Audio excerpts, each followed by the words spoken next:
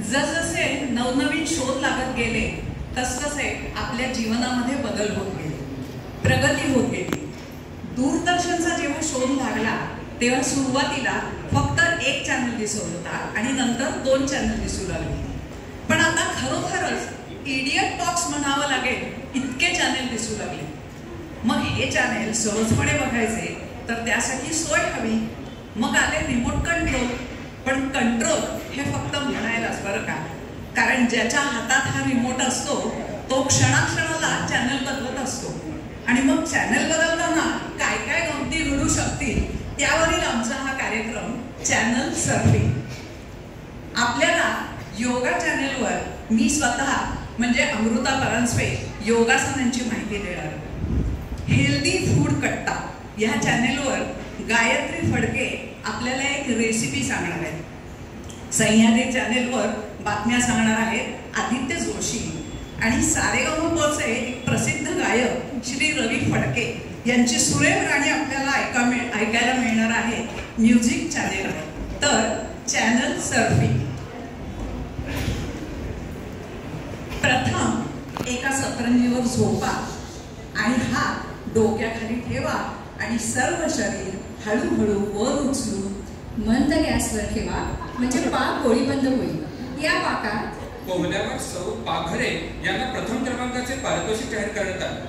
सौ पाघरे यांचा सत्कार करून पाहुणे पुढे म्हणाले, एक चतुर नार बड़ी होशियार मेरे मन के पार ये मुसत जात अब हसत जात हे.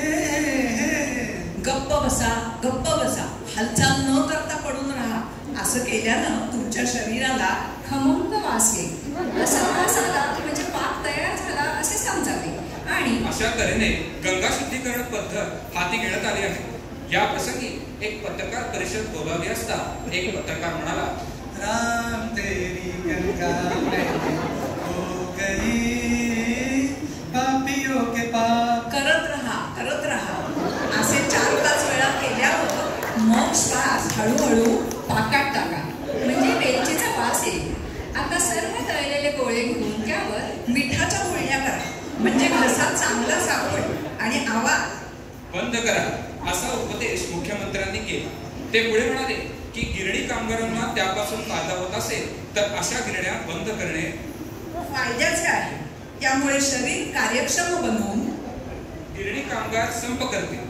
मुख्यमंत्री आपल्या भाषणात कामगारांना उद्देशून पुढे म्हणाले, लेके पहला पहला प्यार भर गया आंखों में कुमार जादू नगरी से. गोळे घ्या व ते सर्व एका काडीत सर्व आणि ही काडी घशात घाला. 4-5 सुळा करा आणि ओणवे उभे राहा. पाय ताठ ठेवा त्यामुळे पायाला भेगा पडतील. अशा भेगांमुळे पाणी धरणातून चिरपे. जर त्याची दुरुस्ती नाही केली तर सर्व धरण पाकात पुढे असा पाक करा. नंतर सर्व गोळे एकत्र करून घ्या.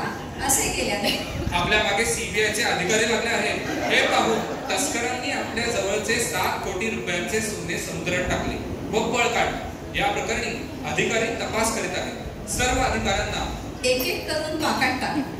पाक चांगला उरल्यावर हे गोळे बाहेर काढा व ताटात ठेवून त्यावर उड्या मारा म्हणजे सर्व शरीर हलके होऊन त्याचा हवेत स्फोट होईल असे रशियाच्या एका प्रवक्त्याने सांगितले. स्फोटामुळे यानाचे तुकडे पाकात सर्वत्र पसरतील.